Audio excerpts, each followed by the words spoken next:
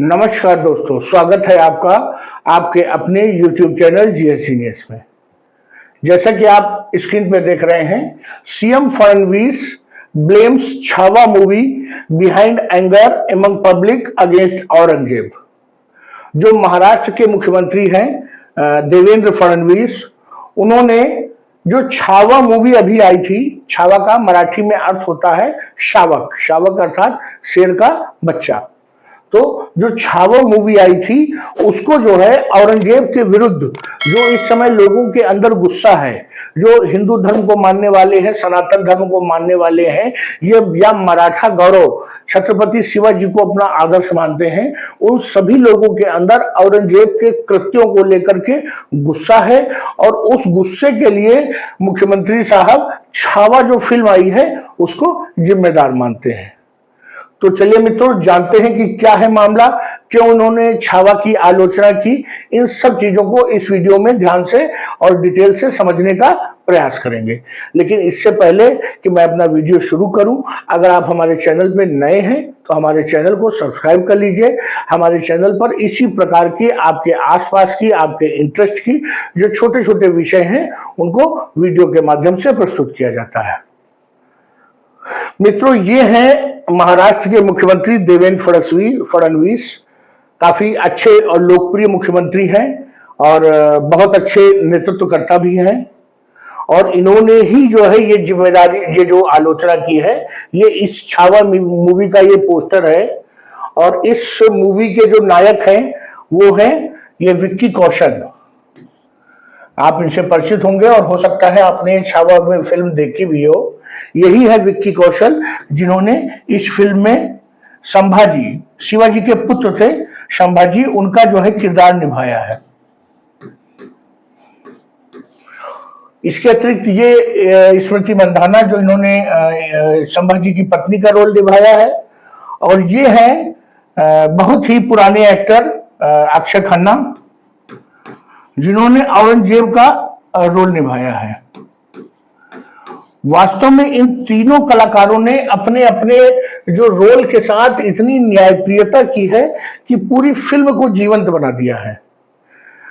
आने वाले कई वर्षों तक ये कम से कम विक्की कौशल और अक्षय खन्ना के विषय में तो मैं जरूर कहूंगा कि आने वाले दिनों में इससे बेहतर फिल्म न इनको मिलेगी और न इससे बेहतर किरदार इनको मिलेगा करने के लिए। तो मित्रों, तीनों एक्टर, एक्ट्रेस और विलेन, तीनों ने इतना जबरदस्त रोल इस फिल्म में किया है कि आप समझ सकते हैं कि एक हम लोग पहले पढ़ते थे कि भारतीय सिनेमा समाज का आईना है। तो वास्तव में इस पिक्चर ने लोगों के दिलो दिमाग पे इतना असर डाला। और औरंगजेब ने, जो अक्षय खन्ना ने जो औरंगजेब का रोल निभाया, उसके कारण जो है औरंगजेब के लिए लोगों के मन में इतनी घृणा और इतनी हिंसा पैदा हुई कि जिसका परिणाम है कि आज महाराष्ट्र का एक बहुत बड़ा शहर नागपुर जल रहा है।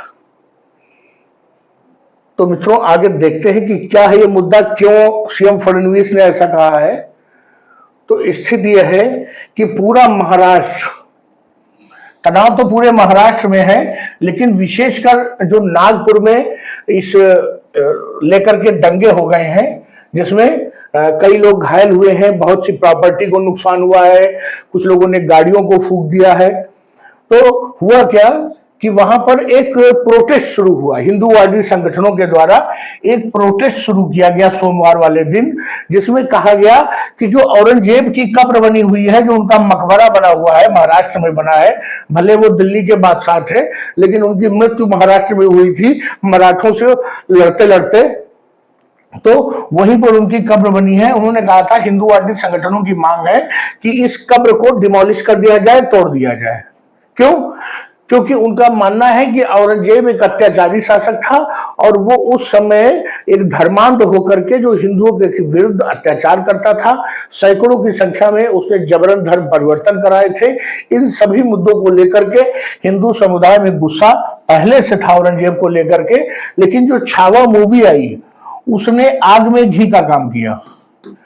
और जो मैंने आपको बताया कि जो उन्होंने रोल निभाया औरंगजेब का, अक्षय खन्ना ने, उसने घृणा को कई गुना बढ़ा दिया औरंगजेब के लिए, जिसके कारण नागपुर में दंगे भड़क गए।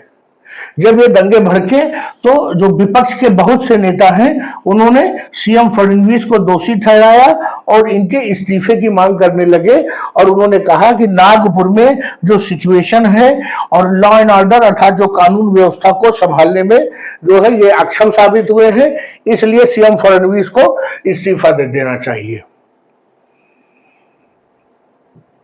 मेन घटना क्या हुई थी कि कुछ लोग जो है जब औरंगजेब की जो मकबरा है उसको डिमोलिश करने को लेकर के जब प्रोटेस्ट कर रहे थे तो उसमें किसी ने एक नकली सी कब्र बनाई थी औरंगजेब, मतलब ऐसे केवल प्रतीकात्मक रूप में उसको आग वाग लगा दिया था।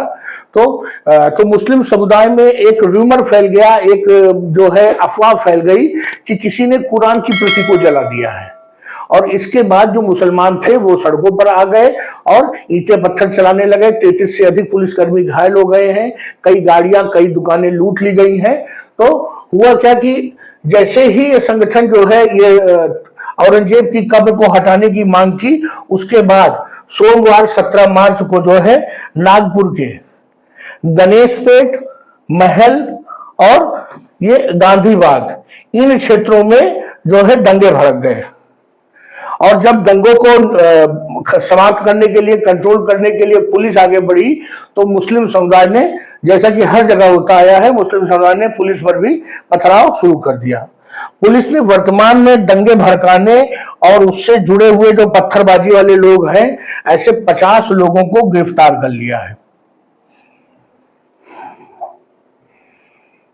जो सीएम फडणवीस हैं उन्होंने नागपुर हिंसा पे जो है एक जांच बैठा दी है और जल्दी ही जांच कमेटी जो है अपना रिजल्ट सबमिट करेगी। लेकिन मुख्यमंत्री ने बयान दिया है कि प्रथम दृष्टया ऐसा महसूस हो रहा है कि ये जो है किसी प्री प्लान षड्यंत्र का जो है हिस्सा है, नागपुर की जो हिंसा की घटना है। उन्होंने ये भी कहा कि इस समय जो आम जनता है उसके अंदर औरंगजेब को लेकर के एक गुस्सा है और उसमें क्योंकि जो ये मूवी थी छावा मूवी में ऐसा दिखाया गया है कि औरंगजेब जो है एंटी हिंदू या हिंदुओं के विरुद्ध था और उसमें स्पष्ट दिखाया गया है कि जो शिवाजी के पुत्र थे, जो कि छत्रपति संभाजी महाराज थे, उनको किस तरह से औरंगजेब ने टॉर्चर किया, उनके नाखून नोचे, उनकी आंखें फोड़ी, उनके जो घायल शरीर था उस पर नमक लगाया। ये सब उस पिक्चर में दिखाया गया है और दिखाया गया किस प्रकार से 40 दिन तक उनको बांध के रखा गया और उसके बाद उनकी जबान खींच करके उनकी जो है उनकी मृत्यु हुई थी। तो उस टॉर्चर से जो मराठा जो गौरव है शिवाजी महाराज, उनकी छवि और उनके पुत्र के साथ जो औरंगजेब ने किया था, उसके कारण महाराष्ट्र के जो सनातन धर्म को मानने वाले हैं, जो मराठा गौरव में विश्वास रखते हैं, उनके अंदर एक क्रोध है जिसके कारण इस प्रकार का प्रोटेस्ट हुआ था और लोग चाहते हैं कि औरंगजेब की समाधि को, उनकी कब्र को तोड़ दिया जाए। तो ये न्यूज है मित्रों। वर्तमान में पुलिस ने यह कहा है कि जो सिचुएशन है वो अंडर कंट्रोल है और जो जितने भी प्रभावित क्षेत्र हैं दंगे से, वहां पर पुलिस ने कर्फ्यू लगा दिया है। कई मल्टीपल इलाके जो हैं वहां पर भारतीय न्याय सुरक्षा संहिता की धारा 163 के अंतर्गत कर्फ्यू लगा दिया गया है। बहुत सारे व्हीकल्स जो हैं 2 व्हीलर 4 व्हीलर जलाए गए हैं और पुलिस और जो प्रशासन के लोग हैं वो आइडेंटिफाई कर रहे हैं कि कौन कौन लोग दंगे में शामिल थे और जो पब्लिक और प्राइवेट प्रॉपर्टी दोनों को मिला करके कितना नुकसान हुआ है दंगे में। ये जो है पुलिस और प्रशासन के लोग पूरा आकलन कर रहे हैं और जब एक बार जांच रिपोर्ट सामने आ जाएगी तो जो भी लोग इसमें दंगे में हिंसा में दोषी पाए गए हैं, चाहे वो कोई व्यक्ति हो चाहे कोई ऑर्गेनाइजेशन हो, उन सब से जो है इस सब जो क्षतिपूर्ति की जो है भरपाई की जाएगी। ये यूपी का मॉडल है कि जो दंगा करता है, दंगे में जितना नुकसान होता है दंगा करने वाले से लिया जाता है। तो महाराष्ट्र में भी यूपी का मॉडल लागू किया जा रहा है।